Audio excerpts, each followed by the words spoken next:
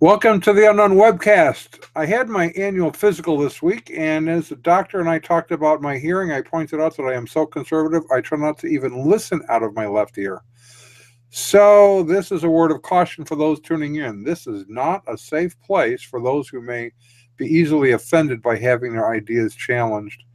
This is broadcast number 69, and our friend Ken Ammi is joining us to talk about his book, Pop-Atheist Bible Expositors.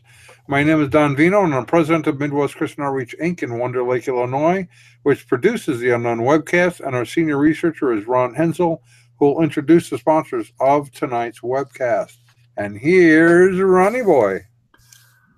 Greetings from wonderful sunny Florida, where we recently spent a weekend at the Alico Arena and Luxury Spa with 1,300 of our closest friends in honor of the visit of Hurricane Irma. Right now, we have a couple of sponsors we'd love to introduce you to, beginning with World's End Theology Outlet, your one-stop resource for half-baked heresies, dubious doctrines, and other ideas whose time has gone. World's End Theology Outlet and the Heresy Conservation Board, ensuring sustainable errors for the 21st century. Is that the century we're in now? The 21st century and beyond. The Heresy Conservation Board. Look for the HCB seal on all the heresies that you buy. Okay, that brings us back to you and me. That brings us back to you and me, and Ken will be joining us momentarily. He was here, and then either the rapture happened or he had a computer glitch. Well, I did call, and speaking of raptures that didn't happen, you know. Yeah, well, that's kind of a good lead-in. We will be talking with Ken in a few minutes, though, about his book Pop-Atheist Bible Expositors and about atheism in general. But in the meantime, since the rapture didn't happen for him, because I called and he's still there, it also didn't happen for anybody else. Nor, you have a Facepalm award for somebody. We have the Golden Facepalm Award. Hold on a second. Do I have this queued up? Here we go. The Golden Facepalm, or the Facepalmador Award from the Ken Lefter Festival, the Festival de Ken Lefter, is our prestigious weekly award recognizing accomplishments of distinction in the fine arts of slanting the facts, spinning the story, and other assorted tomfoolery in connection with Christianity or religion in general. And this week's winner of the Golden Facepalm definitely falls under the category of other assorted tomfoolery. Wouldn't you say, Don? Wouldn't you say? I would definitely say. Well, there you go. Well, who is the winner? Of course. Who else could it be? What you see on the left-hand side of your screen is an artist's rendition or representation of Planet X, also known as Planet Nibiru, striking the Earth and destroying it. You know, and the really sad part of this is the reason we only have an artist's rendering is because it didn't happen.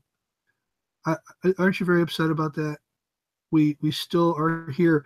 On the right is the Christian numerologist. I didn't even know that there were Christian numerologists until David Meade came along, and he used his amazing numerology skills to predict that last Saturday, September 23rd, Planet X would strike the Earth. Well, you know what? It turns out that it wasn't the end of the world. And it also turns out that according to David Meade, we have to wait now till October 15th, which makes it terribly bad, because you know what that meant, Don? That meant that we had to watch what was happening in the NFL. Oh, no! Next day. Yes. How terrible. That was, if only the world had ended, if only Planet X had struck the Earth. So this week's winner of the coveted Golden Facepalm Award from the Ken Lefter Festival goes to Christian numerologist David Meade for predicting that a fake planet would collide with the Earth and destroy us all on Saturday, September 23rd, just in time to save us from the spectacle of NFL players going down on their knees before or during the national anthem and force us to keep watching them until October 15th. How dare you, David Meade, fail to make this prediction come true? But he is this week's winner of the Golden Facepalm Award. And I have to tell you, the worst part for me probably was that he didn't tell us what time, because I didn't know how to plan for dinner on the 23rd. So I didn't know if it was going to end before or after dinner, so yeah, it made it a little difficult for me. When you think about it, September 23rd actually began for us. I mean, it begins in like Australia or New Zealand someplace. New Zealand, I think, yeah. Yeah, actually, I think there's a station on the South Pole somewhere where it actually begins. In Antarctica, I mean, it can actually last about 48 hours by the time not 48, 24. What am I saying? Well, anyways, I don't know how it works mathematically, but it's only September 22nd here when it's September 23rd on the other side of the earth. Because you're crossing a number of timelines along the way. So for them, it's 24 hours, but overall, by the time you get across the whole planet, it's probably more than that. More than that. He had plenty of time to get this planet over here and wipe us out, and he failed to do it. Well, if he's good, he would do like a Jonathan Kahn sort of thing, give himself a 2-year window where something could happen that he could point to and go, see, I was right. Something was going to happen. I just was wrong about what it was. Well, didn't he say that, though? Didn't he come up with the classic thing? Something happened in the heavens that was amazing, but nobody could see it? Something like you know what?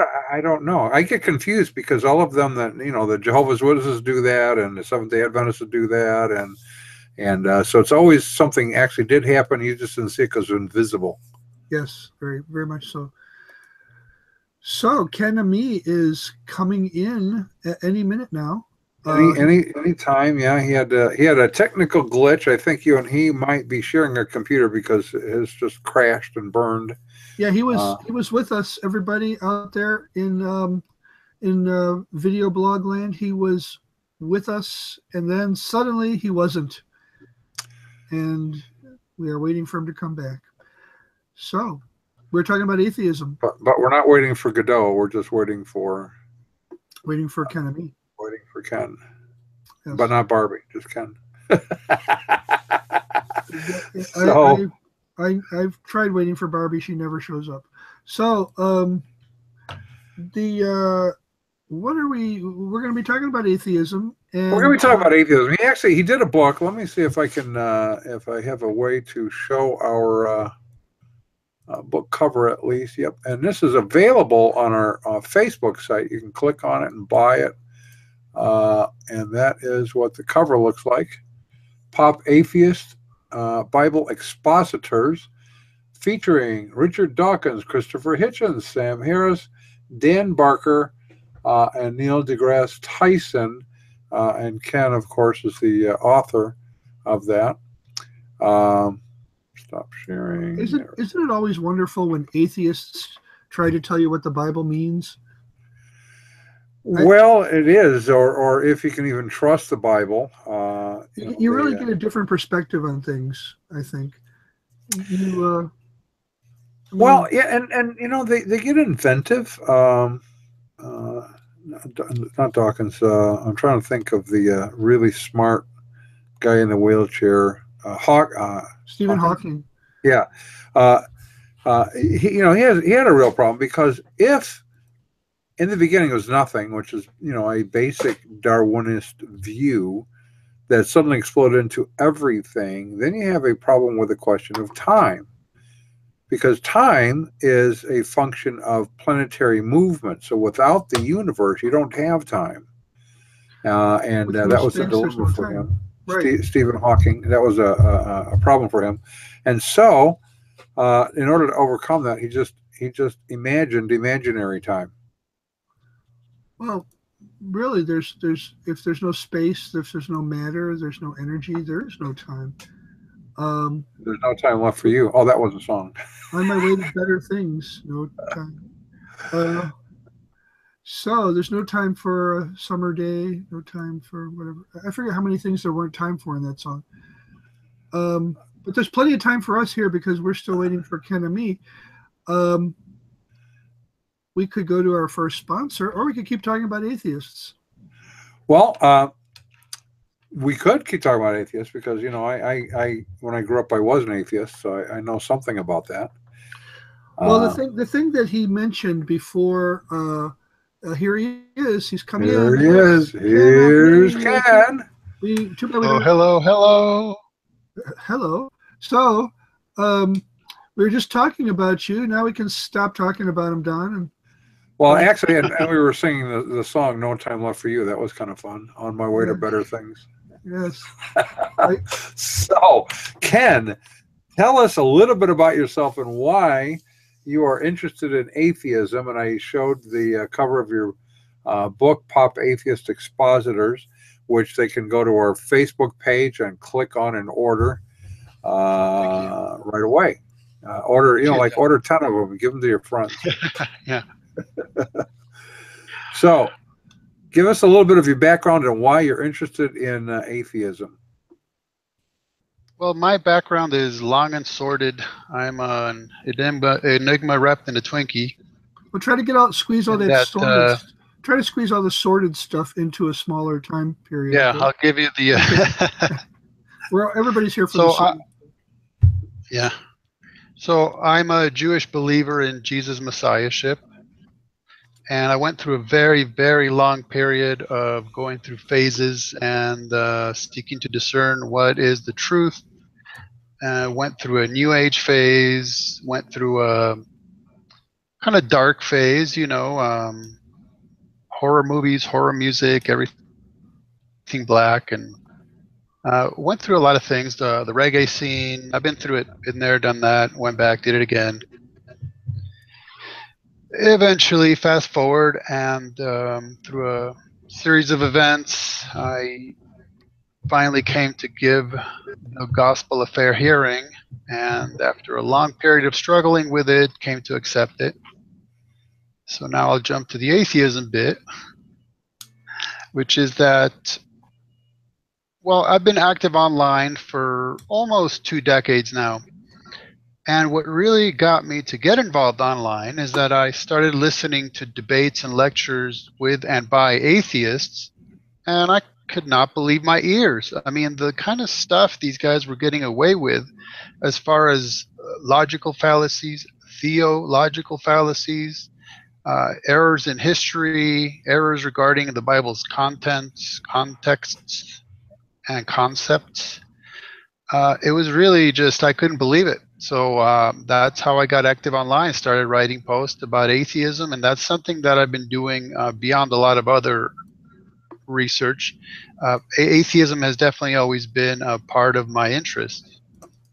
So when I write about these people, some of these people I've been keeping track of for a very, very long time.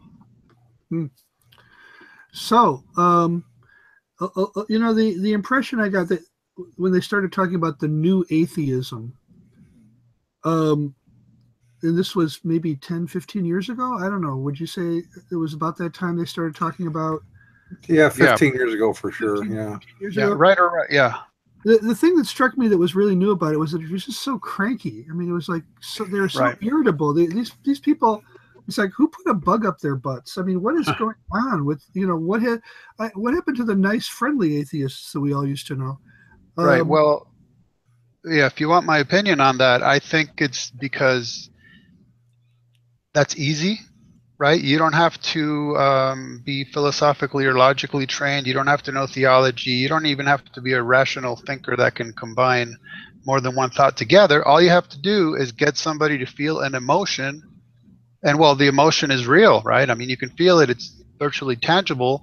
And so that's how easy it is to get especially young rebellious people behind you, is you get them to feel all excitable and rebellious and down with the man and such, and there you have it. And so you have I don't know, did it come first or was it later that all of the outrage in society came pouring out? Were they channeling something that was already there, or did they maybe become part of the kindling that got everybody upset about everything well, 15 years? I'll use Sam Harris as an example because he's a good one. He basically says when the 9/11 2001 terror attacks took place, that is what turned him into an activist atheist, and that's really what launched the quote-unquote movement. That's what really got these guys being out there, being bombastic and emotive, and really got them to become activists. So, because there's bad religion, therefore all religion is bad. That's almost word for word part of the title of Christopher Hitchens' book. Yeah. Well, it kind of is. Yeah. Now, Dawkins preceded all of that, but Yes. it's sort of like he was out there, and then when Sam Harris threw his hat into the game, then you had this sort of a club that formed, which some have dubbed the Four Horsemen. The four My Little Ponies. The Four My Little Ponies. And that was Richard Dawkins, Sam Harris, Christopher Right. Hitchens, and Daniel Dennett, who has essentially just gone back to work. He had his heyday, and then he just went back to work. The four his horsemen, real job. the Four Horsemen of the Apoplectics. Well, one of the first things, and we were talking offline as we were kind of getting ready for this, one of the first things that they did, because they don't really want to have to defend a position, and atheism was a position that said there is no God. That's what the word atheist, no God, that's what it means. And so what they did fundamentally is change the definition. Now, we've had that happen a lot since then, and even before then, to agnosticism. They still call it atheism, but they just say we're atheists, and that only means we have no belief in God. We have no evidence that God exists. But that is the definition of agnosticism, not the definition of atheism. So they shift the argument by misdefining their terminology or redefining their terminology for public consumption. Now, Well, it turns out that on further examination, they don't actually believe in the dictionary either. So why use there's no that? such thing as a dictionary, I think. Yeah. Right there. Yeah, no one's proven it to them. So Well, and we've had this in other areas. Now I want to come back in a second, but when the battle between pro-abortion versus anti-abortion started getting in full swing, the pro-abortion advocates realized this is not we can't really market this well, because who could be for killing something? And so let's change our phraseology to be pro-choice. Now we are for something. We are for choice. The choice happens to be dismembering our children, but it is a choice. So they don't really want to deal with that so much. Or lately, the thing is gender. Gender is no longer defined by biology. It is not defined on how you feel today. So you might wake up looking like me and realize that you're actually a lesbian trapped in a man's body. Or you might think that you're a gray chipmunk and just that's your new self-identity. So we redefine terminology, and that makes discussion of these topics really difficult. What do you... really, and if you were in Canada right now, they would start investigating you for hate speech just for saying what you just said. Well, that's true. That's true. It's like we're very fortunate that we don't live in a country that does that. So. Oh, we don't. Yeah. So terminology, Ken, that's the starting point, I think, in this discussion, is it not? Yes. In fact, let me take one small step back and point out that I once listened to the audio from a class from Norman Geisler's seminary that was about Old Testament survey. Okay. Now, the teacher spent the first 6 hours doing nothing but an overview of philosophy. So they didn't even get to the Old Testament until 6 hours into the class. And why was that? So that by the time the students got to reading what the theologians, especially the German ones back in the late 1800s, what they had to say, they would understand philosophically why are they saying what they're saying about the text of the Old Testament. And so I thought that was very, very important, which is why we need to sort of set the table before even talking about some book that I wrote. I mean, let's get into atheism to understand what we're talking about. So by the time we get to what did these guys have to say about the Bible, we understand where they're coming from. You mean they're not just saying this because they woke up one day and were the first people on Earth to discover objectivity, and they're the first people to discover that you can read the Bible without all of this religious mumbo jumbo clouding up your thoughts? You mean there was something else going on other than just reading the Bible for these atheists? Shocking, I know, shocking. But the definition, okay, because you will find that when you get into discussions with atheists, that is something that comes up all of the time. And it is, what is the definition of atheism? Now, I would say that it is not often appropriate to read a dictionary's grammatical definition of a word, because, for example, if you're having a theological discussion, if you're having a philosophical discussion, if you're having a scientific discussion, there's different ways that words are defined within those fields, so that, for example, you end up with medical dictionaries, right? They have their very own dictionaries, technology. And so generally, I find that atheists will demand that I adhere to their subjective definition. Atheism is this. And then I generally ask them, well, who gave you the authority to define that for all atheists?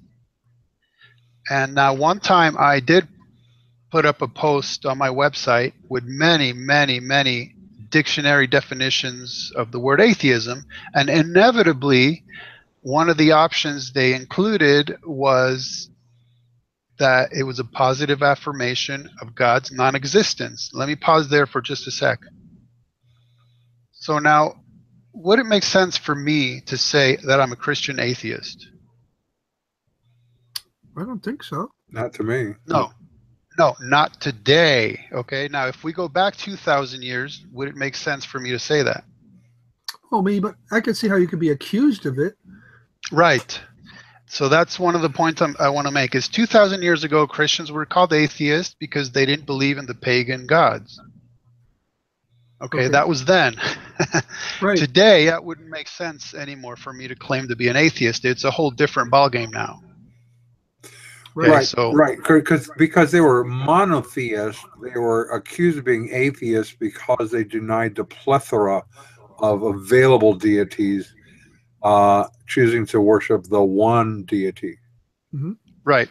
So the point is that, okay, there is a certain amount of allowance for the changing of definition of words and usage. But when it comes to atheism, I always like to go back to Henry Huxley, who in the late 1800s, he's the one that coined the term agnostic, Thomas Henry Huxley. But why did he do that? He coined that term because he knew what everybody knew, which is what? Well, the theists are claiming that they know for a fact that God exists, and the atheists are claiming to know for a fact that God does not exist. And he felt like, I can't go to either one of those extremes, so I'll have a middle position of agnosis, right? Lacking in knowledge. Okay. So basically, the modern day history of atheism, of course, it is a positive, what's known as a positive affirmation of God's non-existence, which means that the person is claiming that they know it. And that's where atheists got into trouble, because they were then asked, well, then you have to prove it. And incidentally, it's not good enough for the atheist to then say, well, no, you believe in God, so you have to prove it, and I get to sit back and not do anything. Well, no. If you're making a positive affirmation of God's non-existence, and you, just as much as the atheist, to prove that. And if you can't or don't want to, then you should not be making that positive affirmation, which is why we get around to the modern day pop-atheist definition of atheism, which is basically agnosticism, which is, well, I merely lack a belief in God. You know, one of the things that makes pop-atheism so different, it's like, when I hear of a pop atheist, is he like not a grand pop atheist? He's just a pop atheist. One of the things that makes this whole period of time so unique is that I remember as a small child, or whatever, maybe 10 years old, this lady came on television, and immediately everybody in the house said, "Turn the channel, get her off the air." And can you guess who this lady was? Madalyn OHair. Madalyn Murray OHair. In the 1960s, there was no such thing as a pop atheist. If you were an atheist, especially an outspoken one, you were by definition unpop, you know. And she was more of a grandma atheist than a grandpop atheist. But anyways, she was universally despised, loathed, and hated, except by the small group of people who either were atheists or thought it was fun to see atheists annoy Christians. She, of course, was she was basically single-handedly responsible for getting prayer out of public schools. A lot of people don't remember her. She was every bit as mean-spirited, annoying, bitter, angry, and vindictive as any of these guys out there today. In fact, she probably could do them. I mean, you remember hearing her on television, don't you, Don? I don't know if you ever seen Ken, have you ever seen Madalyn Murray OHair on any YouTube videos? I mean, she was sarcastic. She was she didn't care who she offended. Back in the day when people actually cared about offending other people, she just didn't care. And so you know, now we live in a time when it's okay. You know, in fact, you're going to get a lot of applause. In fact, you're going to get airtime. And you know, and now it's like Richard Dawkins comes on, and if there's ever a guy who looks like he's about to have an aneurysm while he is, you know, explaining his position, it's Richard Dawkins. And they've brought this thing that used to have all of the parents in the room rushing to turn off the TV sets. It's now everywhere. Or, well, from time to time it comes up on television or something. That, to me, that's an interesting change. I don't know, maybe a sea change in our culture. Yeah, and I mean, I would go back to what I noted earlier. You used to have people like Bertrand Russell, who, as bombastic as he got at times, he was a serious philosopher, and he tackled these issues. Whereas nowadays, it's more about if you feel it, then it must be true. And statistics show that atheism is mostly a young white male phenomena. So basically, if you, let's say you go to a college campus, you encourage them that there is no ultimate ethics, there's no judgment, there's no sin. Well, I mean, I'm going to put it very bluntly and say that's essentially a modern form of temple prostitution, if you know what I mean. Wow, go ahead, explain that one. Yeah, so basically, I mean, you're appealing to youngsters who are naturally rebellious, who are now in a setting where they and their professors know it all, where there's a co-ed situation, where they finally got away from mommy's apron strings, and well, then you encourage them to basically sin in a guilt-free manner. And, well, I see that equation as not being very difficult to figure out. Well, right. For years, and of course, you've read a lot of our material, and we've talked about this before. Ron and I have certainly talked about this a lot, is we've gone through a process where in the early to mid-1900s, the nation was moving away from Judeo-Christian morality, largely through the universities, which had been essentially taken over by and abandoned by kind of progressivism and liberalism. Christians abandoned the universities. But we had a Judeo-Christian moral and ethical hangover as a society. We still sort of held to Judeo-Christian morality and ethics through the probably mid-1970s, after the rebellions and campus chaos that we saw in the late 60s and 1970s. The hangover began to fade. By the time we get to the 1990s, the Judeo-Christian ethic as a national ideal is essentially gone, which means now it's all about marketing. Whatever I can market to make you feel good, you will buy. whether it's atheism or nothingism or some kind of cult, it doesn't really matter. There's no objective way that we don't even want to look at things objectively, because we just want them to make us feel good about ourselves. Right. So we'll turn to concepts such as quote unquote my truth. Right. Right now I have ownership, and well, guess what? My truth is just that. It's whatever I want it to be based on whatever epistemology I may have. Yeah, you know, we have My Pillow, so it just seems like a short step away from that to get to My Truth. In fact, I think we have a new product that we need to consider. You know, My Truth. You know, you can sleep on that probably pretty well. Speaking of products, we don't have our sponsors don't have any atheist products, but we have a product that's made a lot of people into atheists.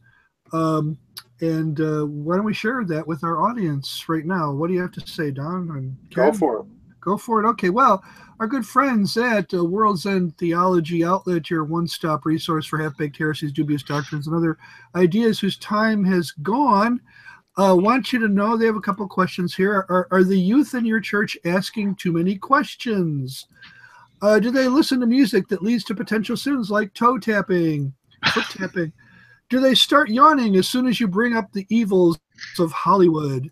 Well, on clearance this week, we have, to remedy this problem, Bill Gothard's Umbrella of Protection. Remember, rebellion says of the sin of witchcraft, and witches ride brooms, not umbrellas. You need Bill Gothard's umbrella of authority to save the youth of your church, to get them out from under Satan and put them under the wise counsel of the people that know what they're doing. All it costs this week is your Christian freedom.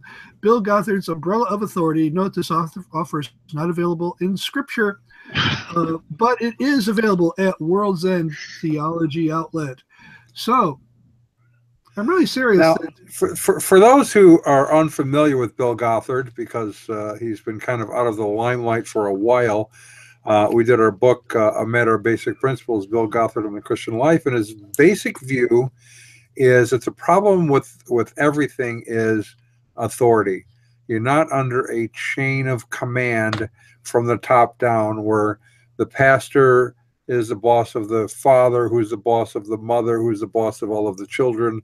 You don't think on the lower levels, you simply hear and obey, and you're under the umbrella of protection. If you're under the umbrella, you are saved from all of the ills that come to you in life.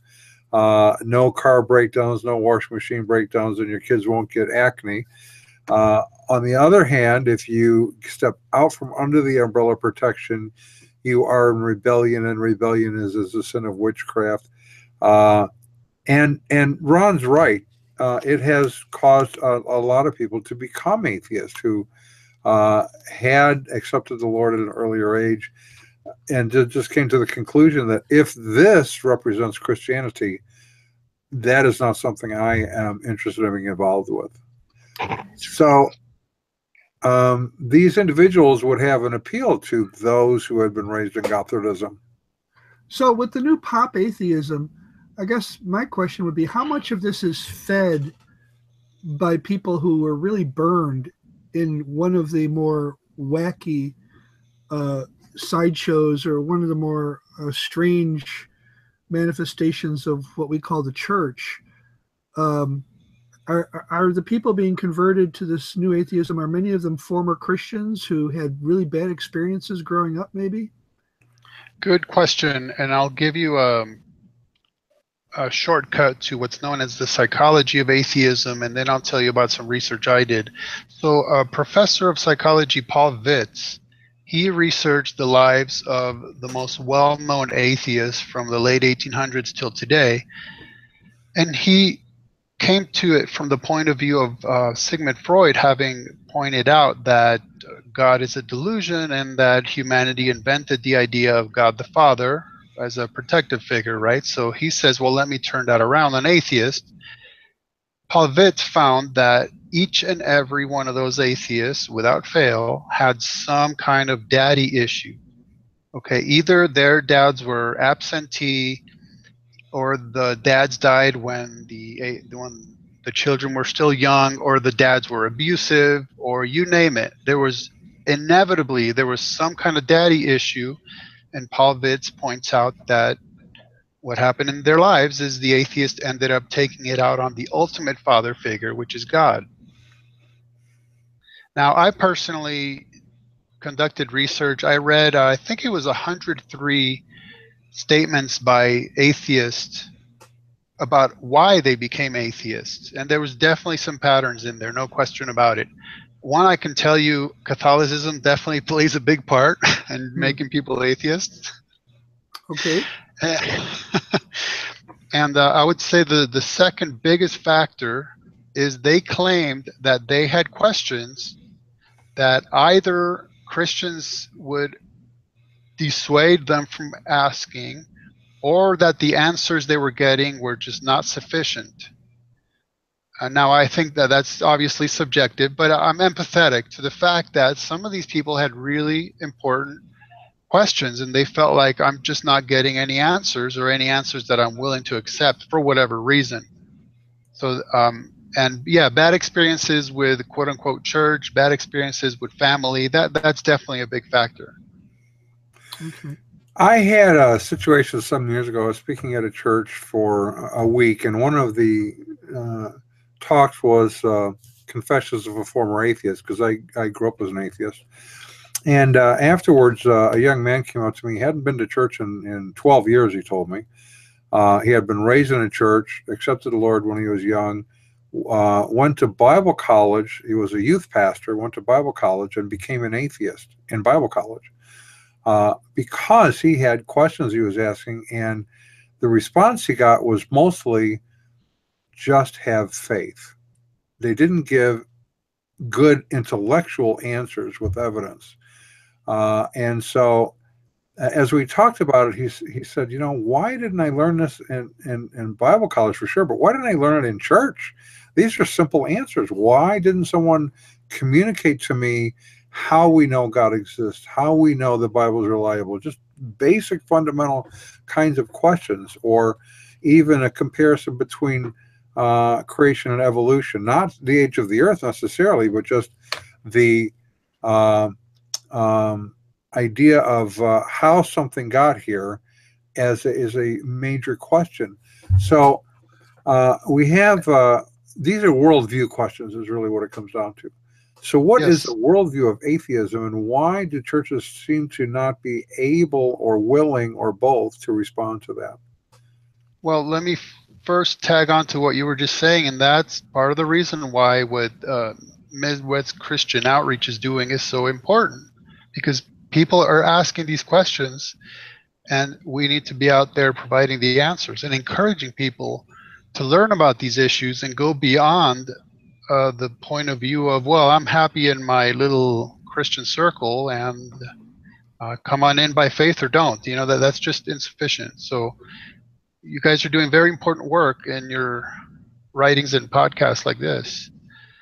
As far as worldview, I find it interesting that atheists are constantly arguing back at me about how atheism is not a worldview.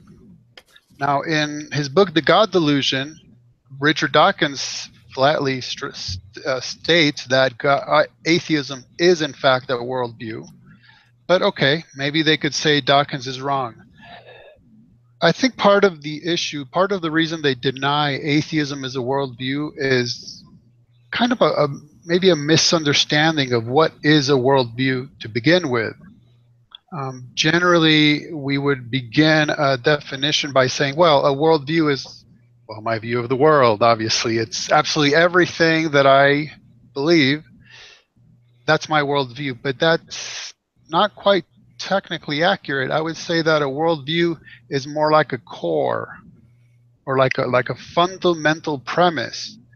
And these become like, you know, you've seen this example a million times. A worldview is like these glasses, and I put them on, and now everything I look at, everything I think about, I filter them through that worldview so that it informs me how to look at these things, how to think about them, and importantly, how to systematize them. And then once you've systematized them, then that's what you call your worldview. So for example, from a Judeo-Christian biblical worldview, I have a certain view on anthropology and ethics and you name it, cosmology, even anything and everything. It's through that core worldview that I then look at everything and consider everything. So what I've been asking atheists who will tell me, well, atheism is not a worldview because atheists don't agree on so many subjects, is, well, okay, if atheism is not your worldview, then do me this favor. Tell me one single area in your thinking where you make allowance for an actually existing God. And inevitably they say, well, I have no place in my thinking for that. I don't allow the possibility of God existing anywhere in my thinking. And I say, well, then you got yourself a worldview there, an atheist worldview. Because no matter what you think about, no matter the subject, no matter how you're looking at it, regardless, you are ensuring that there is no place for God absolutely anywhere. So there you go. That's your atheist worldview, the core. All right, so you automatically then discount any evidence that would conflict with your a priori, your worldview that you have, except it would be kind of like having an investigator trying to solve a murder where he walked in and the victim was laying on the floor with a little round hole in the middle of their forehead, but he says, I don't believe there's any such thing as guns. So he must have hung himself. Or he was a unicorn and his horn broke off. Or his horn broke off, right. Well, there was I taught or co-taught a class on worldview a while ago, and what I found really helpful was James Sire's book, Naming the Elephant, in terms of explaining the concept of worldview. A little boy comes to his father and says, Dad, what's holding up the world? And his dad says, a camel. And then the boy goes away and thinks about it, and then he comes back and says, well, Dad, if a camel's holding up the world, what's holding up the camel? And the dad thinks and says, a kangaroo is holding up the camel. And the boy goes away and comes back and says, okay, Dad, if a camel is holding up the world and a kangaroo is holding up the camel, what's holding up the kangaroo? And he says, an elephant is holding up the kangaroo. And the boy, of course, comes back later and wants to know, well, what's holding up the elephant? And he goes, that's it. Nothing's holding. The elephant's the bottom thing. And so basically he's saying, when we talk about worldview, we're talking about what is the most fundamental thing that undergirds your view of the world. This father gave his son a worldview that says at the bottom, the most fundamental level, it's an elephant. Okay. Every worldview has an elephant somewhere in it. And we have God. We have the God of the Bible. A Muslim has Allah. Okay. What does a Buddhist have? A Buddhist has nirvana. I mean, I don't know. I forget. Atheists have matter, energy, the cosmos. I mean, we have Carl Sagan on this beautiful panoramic view of this shoreline. It looks like he was near some cliffs overlooking an ocean, and he says, the cosmos is everything that is, ever was, or ever will be. And that's his elephant. That's all that there is right. Let's think about that same for a second, because I want to go back to Ken, because he's giving you his worldview in a positive way. The universe is all there is, all there was, and all there ever will be. What is he saying in that statement? There is no God.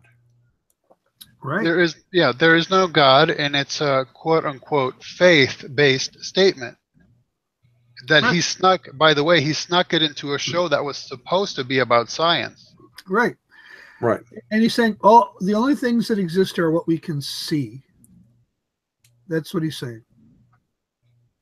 Okay, which is a faith, So I would argue that some worldviews have evidence that you can use to demonstrate the validity of your worldview. If it's a good, valid argument, it should be there should be a way to try to demonstrate it's false, to falsify it. Atheism doesn't really give you that option in their worldview, because you're right, it is a worldview, but it's essentially an unfalsifiable worldview, isn't it not? Name me a falsifiable one. I don't think you can have a falsifiable worldview. I mean, I think this is where even philosophy has made one good step, at least, and it started with Kant, and I dislike a lot of things that Immanuel Kant said. I can't believe it. I can't believe it. Immanuel Kant wasn't. He did not put he didn't put the Western culture on a good course, but he did say one thing, and that is that we all have underlying presuppositions that there are things that we can't prove, but we need them in order to even look at the world, in order to even make any judgments. I think William Lane Craig would cite one of those things as being the principles of mathematics.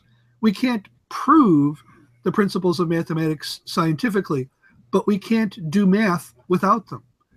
We can't do anything in mathematics unless we just assume that the principles are true, and then we go ahead and use them.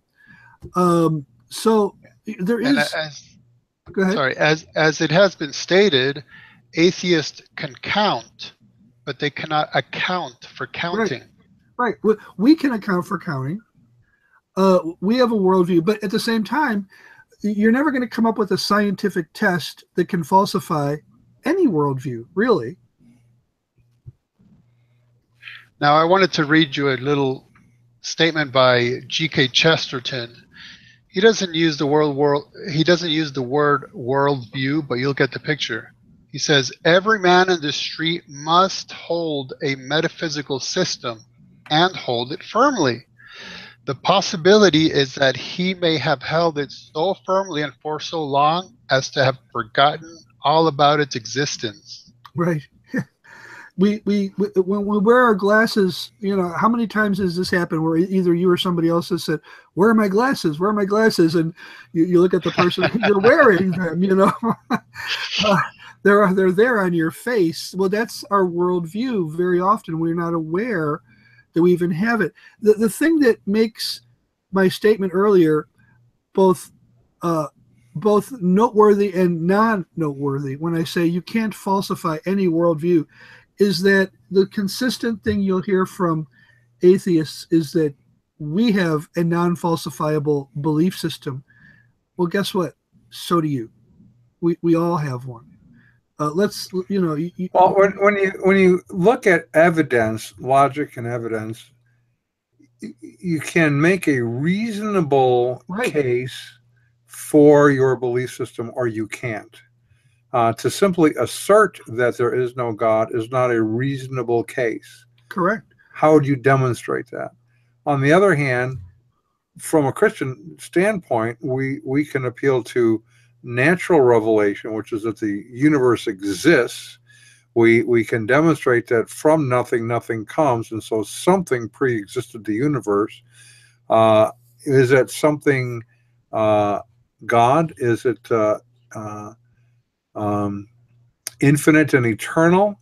Because obviously it could not be created, otherwise it would be back to the elephant. If you have an infinite regress of creators, we have to get to the one that wasn't created in the beginning, otherwise you don't really have anything. So I think evidentially you can demonstrate a high degree of why we believe God exists. I don't know how you do that with atheism. No. Well, let me just point out something. Don, the last time we saw each other in person was at the conference in Denver. And I gave an entire lecture on atheism, and I didn't even bother discussing the issue of God's existence. Because I've come to find that when it comes to atheism, the issue of God's existence is secondary at best when we are dealing with atheism. Because for me, you first have to deal with truth. You have to deal with logic. You have to deal with ethics. You'd have to deal with so many things to even get to the point where we can claim to be in agreement as to so many things that even allow us to tackle an issue and agree on the groundwork, which, for instance, okay, a lot of what I point out in my book is that the atheists condemn just about, well, almost everything in the Bible. Okay, now I could jump directly into defending the Bible against their statements, pointing out how they might be accurate, trying to explain to them this, that, and the other. But wait a minute, why don't I first question upon what premise they're condemning the statements in the Bible in the first place? Let's deal with that, because if we deal with that, then it might be that in the end we find they have no just or logical or premise or foundation upon which to make the condemnations in the first place. So let me give you a little. Yeah, go ahead. Hold on to your illustration, because I want to Yes. for those who are about to lose their mind because we seem to be saying the Bible and God doesn't really come in the picture. God actually, through Paul, kind of lays out what you just said in 2 Timothy. Now he's talking about false teachers within the church or those who need to be corrected, but I think the application also works when talking with non-believers like atheists. In 2 Timothy 2:24 and following, he writes that the Lord's servant must not be quarrelsome, but kind to all, able to teach, which means you need to know what you're talking about. Patiently enduring evil. People are going to treat you badly in a lot of these discussions. Correcting his opponents with gentleness. Notice most of this is attitude, how we treat others. God may perhaps grant them repentance leading to a knowledge of the truth. So it seems to me that correcting their false ideas comes first before they can really understand what the truth is, which is what you're saying. Right, and that's part of the epistemic issue, is when they just want to jump directly into criticism, is to say, well, from where are you coming? How does your worldview provide for you the prerequisites to even make those statements or get into this discussion? You know, last week we talked about biblical minimalists among archaeologists, people who say that most of what happened, especially in the early chapters of the Bible, is pure myth. The people who will say Abraham never existed, Isaac, Jacob, even Moses, maybe even King David never even existed. There's a school of archaeology called minimalism that proposes this. And one of the more recent exponents of this, popularizer of this, she's kind of like the opposite of these new atheists. She is a friendly, person who has a positive attitude, and she even says things like, "I love the Bible." She just doesn't believe in most of it, and so that gives her an entree to go on to British and Australian TV primarily, where she's most popular. She hasn't been here too much. And talk about these things, that are very controversial, but then she can come back and say, "Oh, I love the Bible. It's a wonderful book." And I'm thinking about her as I'm thinking about these really, nasty atheists that we have to deal with. And she would say, "Well, the Bible, I don't believe in it, but it's a good book." Whereas these atheists are going to say, "The Bible is an evil, awful, rotten book." So sometimes I think, well, what would happen if you're debating these atheists and you just opened to 1 Corinthians 13 and you just started reading, "If I speak with the tongues of men and of angels but have not love," and you go on and on. I mean, this has got to be one of the most beautiful poetry in the whole Bible, 1 Corinthians 13. Would that cause them to back down even a little about the value of the Bible as in our culture and even for ethics? Nope. Things like that. Okay, so these people are really. What would they say to 1 Corinthians 13? What can you possibly say about it? I'll tell you exactly what they would say about it, and I could virtually quote Sam Harris. You're just cherry picking. Well, sure, but you're telling me there's nothing in the Bible that's of any value, and I just showed you something that is. So you agree that this is a cherry, okay? Cherries are worth something, right? Cherry on top. Cherry on top, okay.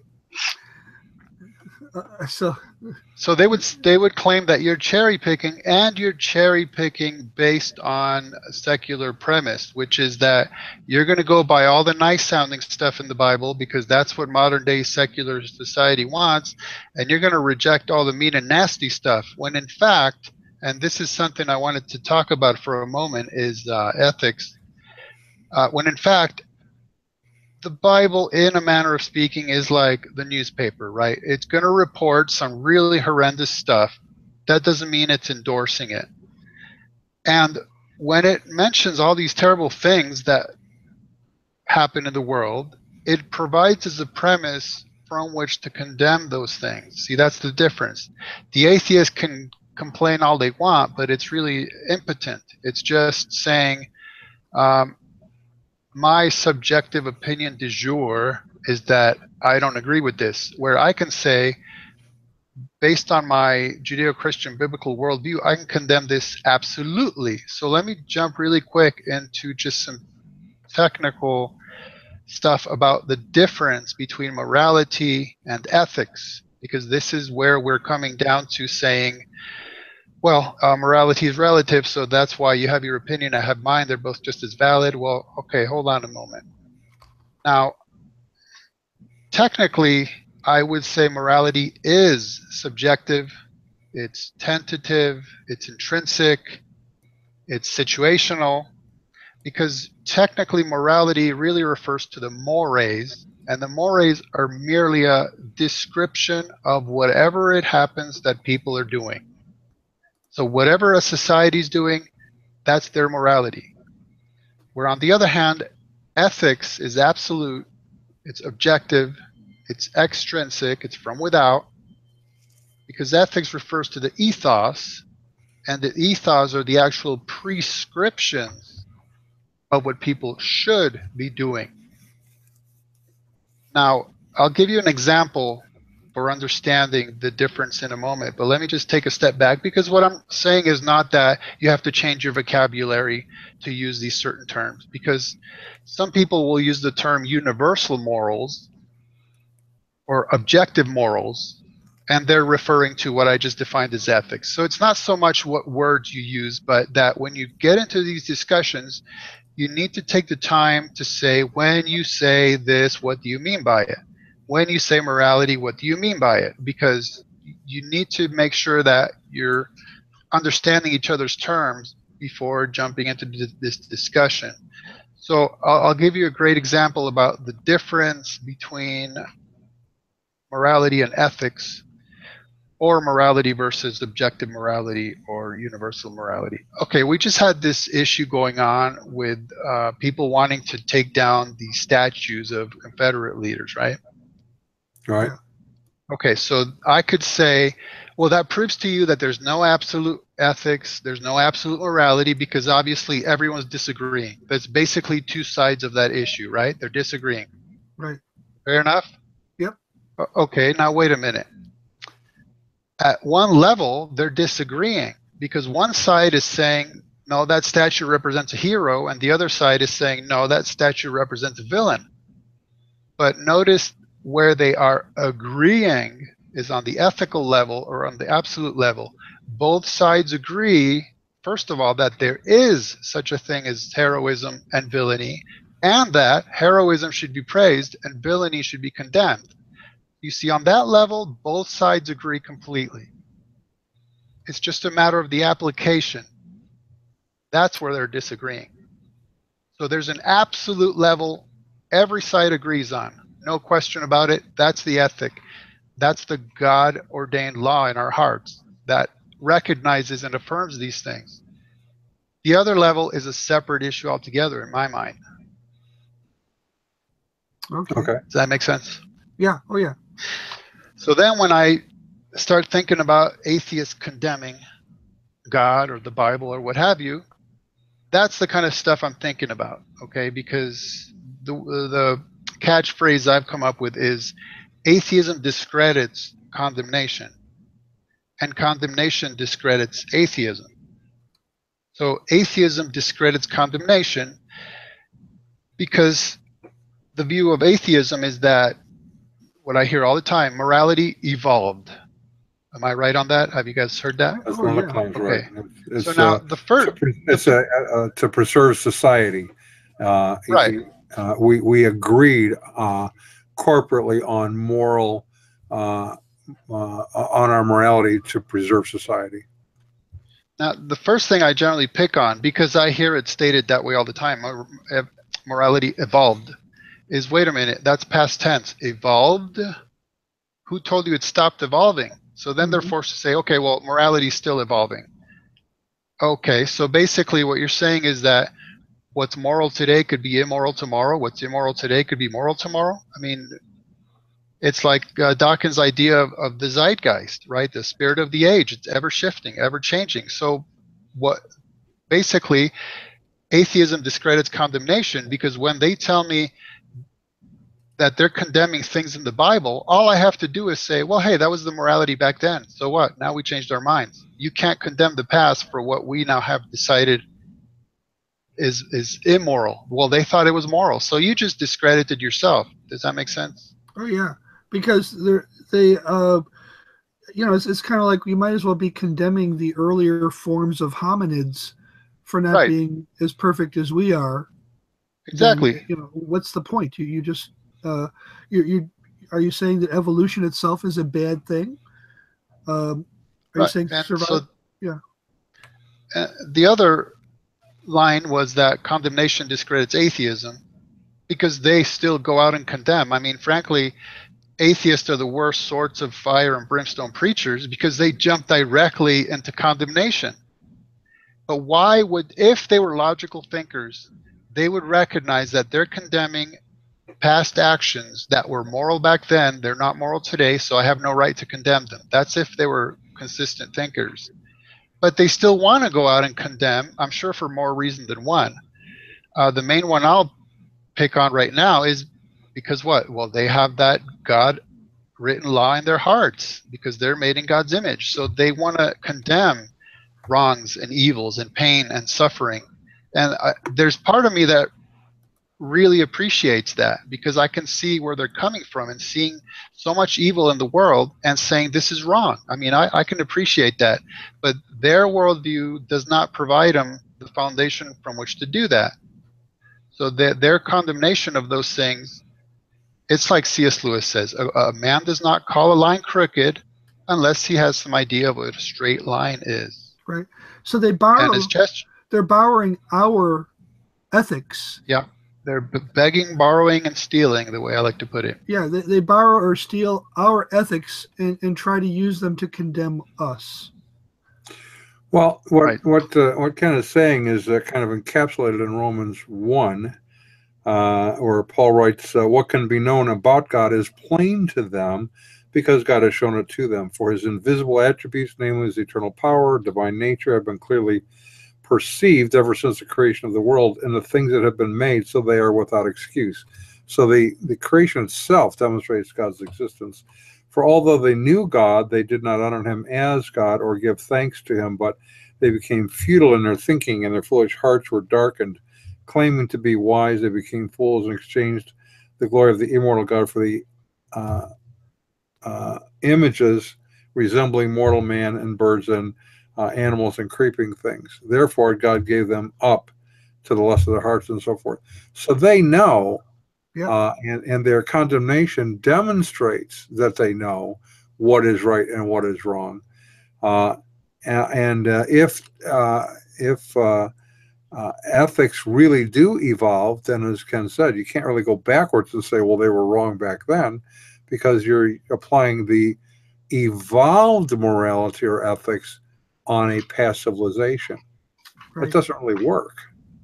Right. In fact, if I may jump to a side issue, that the last portion that you read from Romans was fascinating to me, because I have come to refer to atheism as being neo-pagan. Okay, and what I mean by that is, for some odd reason, atheists definitely got the memo. No matter what you're talking about, just use the word science, and second to that, use the word evolution. And I started thinking about, well, what is this all about? I mean, they're constantly claiming that atheism and science have something to do with each other, which of course they do not whatsoever. But I realize what they're doing is just exactly what you just read at the end portion of Romans 1 there, which is replacing awe in God with awe in nature. Right. Right? Basically in atheism, nature is our creator. Right. And so praise evolution and think about the world in terms of the primacy of nature, and that's a form of neo-paganism in my mind. Yeah.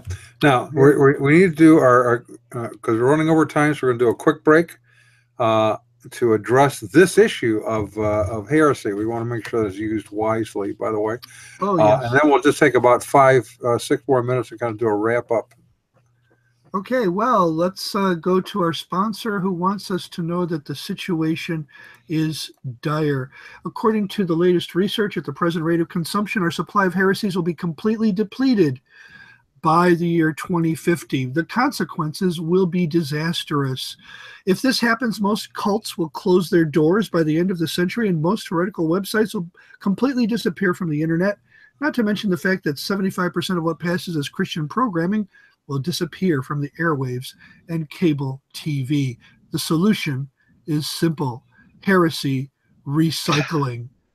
Whether you're online, visiting a church, or out at the mall, you can do your part.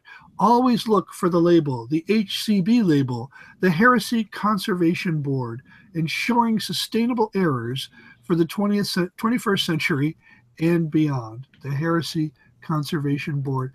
What a shame it would be if we ran out of heresies. We should all do our part. I appreciate that. We must all do our part. All right. Now, because sometimes we wander around and do different things as we're going, we do want people to really grasp the importance of what we're talking about. Yes, we like to poke fun with satire, but I am thinking that Ken has maybe a wrap-up thought that will get us to tell people to get more information to get his book. One thing that I've noticed is that inevitably every atheist is a theologian.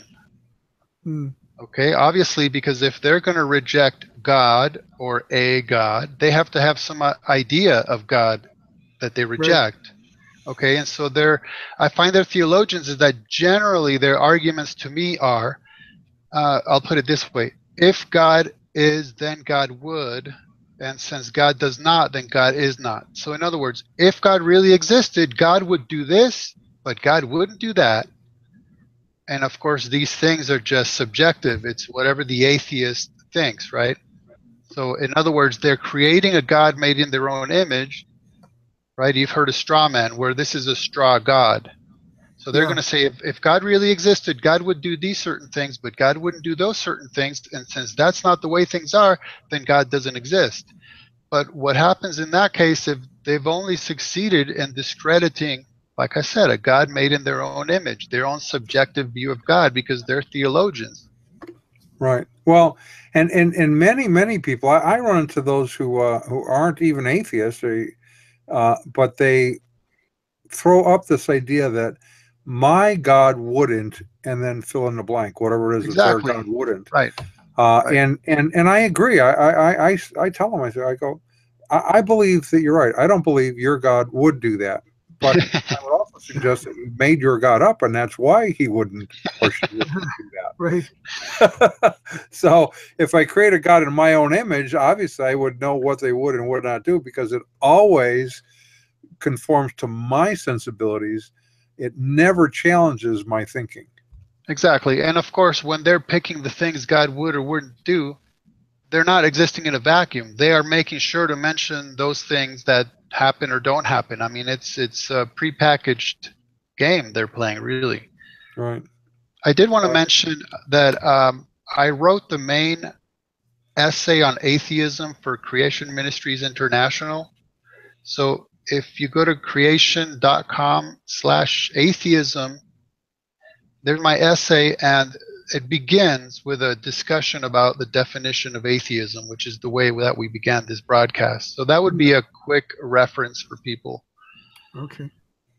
And then a word about the book. I did want to mention that I'm highlighting statements that were made by Richard Dawkins, Christopher Hitchens, Sam Harris, Dan Barker, and Neil deGrasse Tyson. That's who I am focusing on in the book. And interestingly enough, I had to start in the intro by explaining why I include Neil deGrasse Tyson in a book about atheists. So you can figure that one out in the introduction. And also, I find it interesting that Richard Dawkins. Here's your cover, by the way. They can go to our Facebook page, Western Outreach Inc. Click right on that and order it. Okay, so back to you. What were you saying? When I rudely interrupted you? No worries. I'm appreciative that you would display that. Richard Dawkins actually has claimed that he never said that he himself is an atheist. Huh. Of course, unfortunately for him, I have video of him saying exactly that. Of course, he's claimed it, but anyhow. So the book is basically many examples right from the horse's mouth about what they have to say about the Bible, how they mishandle the text. I mean, it's very easy stuff to do to correct these guys, unfortunately.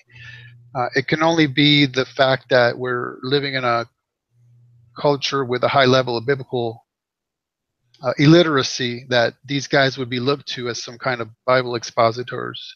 Well, okay, here's our word, and you've read our material, so you would know what this is. We have AIDS, AIDS, acquired ignorance of the doctrines of Scripture. Very good. That's a deadly disease. It is a deadly disease. Acquired ignorance of most of the texts of Scripture. Yeah, they sort of go hand in hand. All right, Ron, would you walk us out? Sure. And by the way, I think next week we're talking about the Reformation because it's its birthday. It sure is, 500. And many more. It doesn't look a day over 498. But anyways, so we're going to lead us out here with our resident cult leader profiler being Neil before me. Our wardrobe manager is See How It Fits You. Our tinfoil hat provisioner is Just In Case. Jehovah's Witnesses coverage comes from Armageddon and De-Opposer. Our Mormon Archives manager is Polly Gummas. Liberal Denominations Bureau Chief is Lucy Goosey. Our transgender issues coverage comes from Ben Hur. Special correspondent for cults based on the Hindenburg disaster and flying turkeys, Ode to Humanity. Our fact-checking supervisor is Yoleg Pulling. Our technical assistance comes from Murky Research. Our legal advisors are at the law firm of Dewey, Cheatham and Howe. Our grievance resolutions director is Yvonne Pisami. Our director of privacy assurance is Wiretapping. And our original idea sourcing comes from Drew LeBlanc. The Unknown Webcast is a production of Midwest Christian Outreach Inc. in cooperation with Emergency Manicure Productions, which are solely responsible for its content, although you will never be able to prove that in the court of law. So, here we are. And here we go. As Don would say, we're glad to have you, and now that we have had you, you know you've been had. You know you've been had. All right, and for the rest of you, we will see you next week. Night all. It's been a pleasure.